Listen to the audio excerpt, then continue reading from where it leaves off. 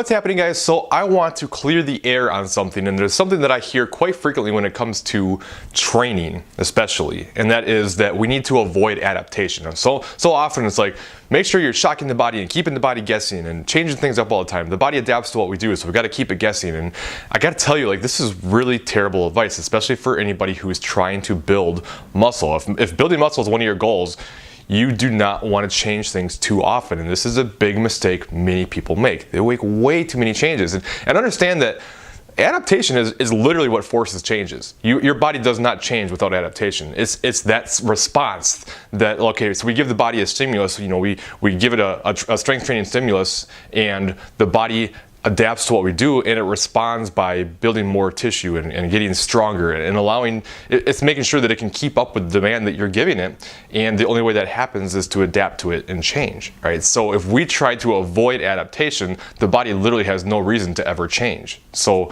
this is why, like, muscle confusion and all this type of stuff is really not a good idea, because you're never giving the body a reason to go through the adaptation process, which is what it means. So it's like, so change happens like this. And give the body a stimulus, right? Let the body adapt to that stimulus, right? Then you recover from that after the body has adapted, and then you give it a new stimulus, and you kind of repeat that process. So we want to go through a strength training block doing things pretty similarly and not making a ton of changes. So it's like, usually, I mean, a strength training block can be anywhere from usually between like 4 up to like 8 or even like 10 to 12 weeks sometimes, but usually it's going to be a more 4 to 8 week range, right? I usually do most of my training blocks in 6 weeks. I find that works really well for me and as well for other people as well.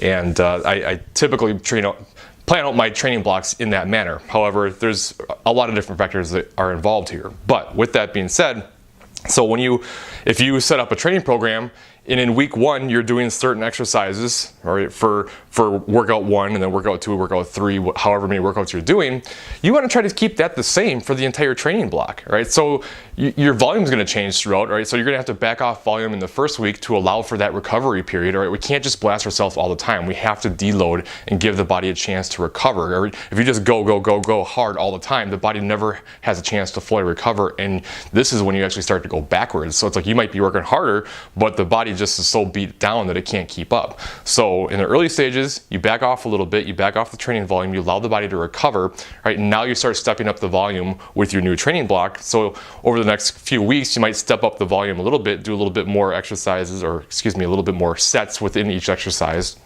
But if possible, you kind of want to keep those exercises the same. Now, that doesn't mean like, okay, so if you're going to do leg extensions, but the leg extension machine was taken up the whole time, you can never get on it, so you chose to do split squats instead, that it was pointless. No, that's not what I'm saying. I mean, at least you're still working the same muscle group, but for the most part, you want to keep that stimulus the same. All right, and then go through a training block. Towards the end of a training block, you should be tired and fatigued. You really should be. If you're not, then there might be some issues here. All right, we want to. Again, this is your body going through that adaptation process. Once you start to become pretty beat down and run down and having a hard time recovering, okay, now it might be time to back off and allow the recovery and then go through the next training phase, right? But if you're doing one workout and then a different one and then a completely different one and then a completely different one, and every week you're doing something totally different, the body has no idea what the hell's going on, and it has no reason to try to adapt to what you're doing, because it just doesn't know what's coming. So you have to always keep that in mind. And kind of going back to the whole like your fatigue thing, one thing you have to keep in mind, especially in the earlier stages of bigger changes, right? Your body may suffer a little bit in the beginning. So if you start a new training program and within the first week or 2 you're just feeling really tired and run down, well, that just might be the body trying to adjust, right? So there's something that's called the repeated bout effect, where basically it basically says the body becomes more adept at repairing itself and recovering from the stimulus that you give it. So in the earlier stages, if you go from training 2 times a week to 4 times per week, your body is going to have a hard time keeping up with that. It's not used to it. Over time, it's going to get used to the extra training, and it's going to get better at repairing itself, and you're going to be more recovered, and you'll be able to keep up better. So you can't just change or recover right away if that's the case, because if you start something new and then you start to get tired, so you back off right away, well, then the body never has a reason, again, it doesn't have a reason to adapt to what you're doing. So it's going to still think that it has all that extra time to recover when it really doesn't. And then this is why you're sore all the time too, because you never work out when you're sore. Like if you want to stop being sore when you work out, you can't not work out every time you're sore. You have to push the body and understand that, okay, like if I never train when I'm sore, the body's never going to stop being sore. You know what I mean? Like it's another big mistake a lot of people make. So yeah, I guess that's pretty much the point I wanted to make today. Like make sure you're not changing up too frequently. Right? There's so many things that are involved in a training program, but there's some staples that we want to include, and that is, you know, like I mentioned already, you give the body a stimulus, right? You give it time to adapt to that stimulus, right? Then you recover, and then you kind of actualize the gains you made from the previous block, and then you give it something new to do. All right? So a lot of times the progress that you see in a training block is actually from the training block that you've already done.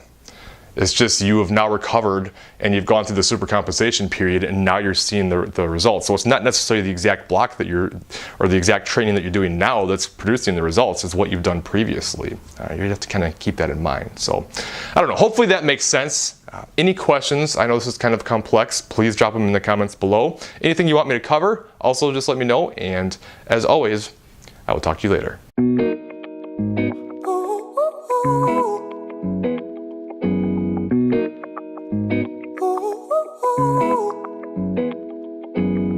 I'm addicted to the love that you're giving. Every minute, every day I've been craving.